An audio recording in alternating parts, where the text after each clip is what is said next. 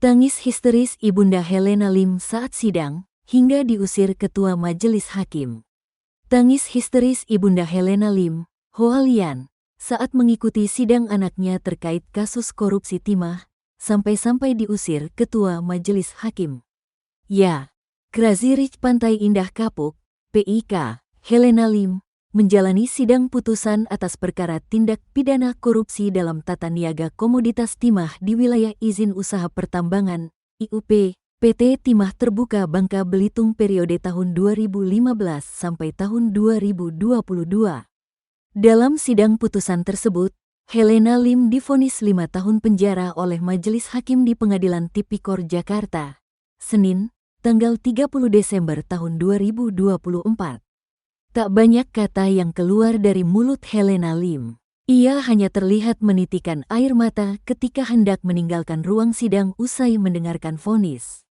Helena Lim divonis bersalah melakukan tindak pidana korupsi dalam tata niaga komoditas timah di wilayah izin usaha pertambangan, IUP, PT Timah Terbuka Bangka Belitung periode tahun 2015 sampai tahun 2022.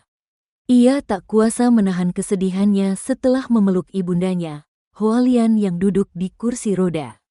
Hoa Lian tampak menangis melihat Helena Lim yang mengenakan rompi tahanan merah muda hendak beranjak meninggalkan ruang sidang. Seolah tak mau putrinya tersebut pergi, Hoa Lian pun meraung memeluk erat Helena Lim. "Pulang sini sayang, pulang anakku ya ampun," ucap Hoa Lian sambil memeluk erat Helena Lim.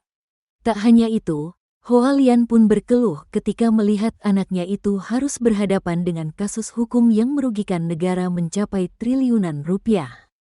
Ia terdengar berteriak ingin mati dan meminta anaknya pulang ke rumah. Helena yang sedari menuju keluar ruang sidang juga tampak menitikan air mata. Meski wajahnya tertutup masker hitam, ia seperti tak bisa menyembunyikan kesedihannya.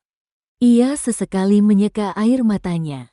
Helena Lim pun terlihat sempat dipeluk seorang kerabatnya di muka pintu ruang sidang Pengadilan Tipikor Jakarta.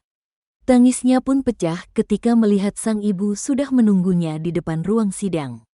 Sontak awak media yang masih berada di sekitar mereka pun coba mengabadikan pertemuan antara ibu dan anak tersebut.